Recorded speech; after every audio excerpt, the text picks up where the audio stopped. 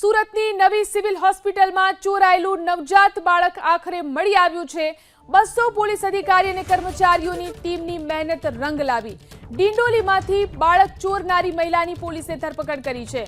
200 થી વધુ સીસીટીવી તપાસી પોલીસે આ બાળકને શોધી કાઢ્યું। નવજાત હાલ શારીરિક રીતે સ્વસ્થ હોવાનું પણ સામે આવ્યું।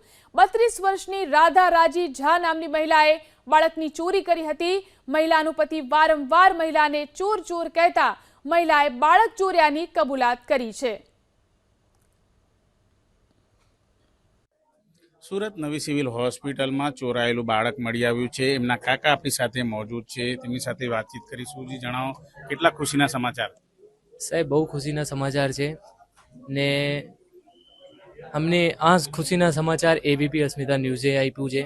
આ સાહેબ જે અત્યારે છે મારી સાથે, એ સાહેબે જ મને પહેલાં જાણ કરી કે બાળક મળી ગયું છે મારું। ડિંડોલીમાંથી એક લેડીઝે મારું બાળક ચોરી કરીને ગઈ હતી, એને પોલીસે ઝડપી પાડ્યા છે ને ત્યાંથી પોલીસ નીકળી ગઈ અમારા બાળકને લેવા માટે। તો અમે ખૂબ ખૂબ અભિનંદન કરીએ છીએ પ્રેસવાળાના હો ને અમારા ગુજરાત પોલીસના હો ને અમારા ખડોદરા પોલીસ સ્ટેશનના જેટલા બધા સાહેબ છે એ બધાના અમે ખૂબ ખૂબ અભિનંદન કરીએ છીએ। અત્યારે અમારા ઘર પરિવારમાં બહુ ખુશીનો માહોલ છે। અમારું બાળક મળી ગયું છે। જે બાળક ચોરાયું હતું ત્યારે કેટલા ટેન્શનમાં હતા માતા પરિવાર? જ્યારથી બાળક ચોર્યું થયું ત્યારથી અમારા ઘરમાં કોઈએ પાણી પણ નથી પીધું છે। એ લોકોની એવી હાલત છે। એ લોકો ઘણા ટેન્શનમાં હતા।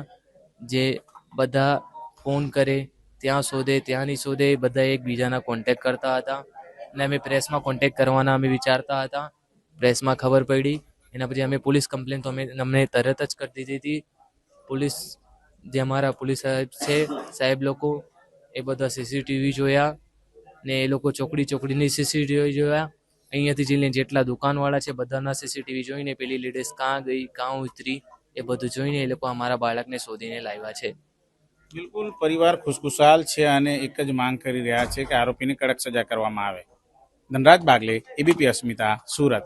और मूल रूप से ये सीतामढ़ी बिहार की, इसकी 3 बेटियां हैं और 1 बेटा है और रिसेंटली इसकी भी डिलीवरी हुई थी, जो बच्चे की डेथ हो गई थी। तो इसके घर में इसका ये कहना है प्राइमरी कि मेरा पति मुझे चोर चोर बुलाता है, तो वो मेरे दिमाग में बैठ गया और ये बच्चे को यहाँ जो बच्चे की माँ है उसको थोड़ा विश्वास में रखा और बच्चे को लेके और यहाँ से शाम को निकल गई। बाद में इसने अपने पड़ोस में बच्चे को रात को रख दिया और अपने घर चली गई। तो जहाँ इसने बच्चे को रखा था वहाँ बच्चा रिकवर हुआ है। अभी बच्चा हेल्दी है और उसको वापस से NICU में एडमिट करवाया गया है और उस लेडी से आगे की पूछताछ चालू है।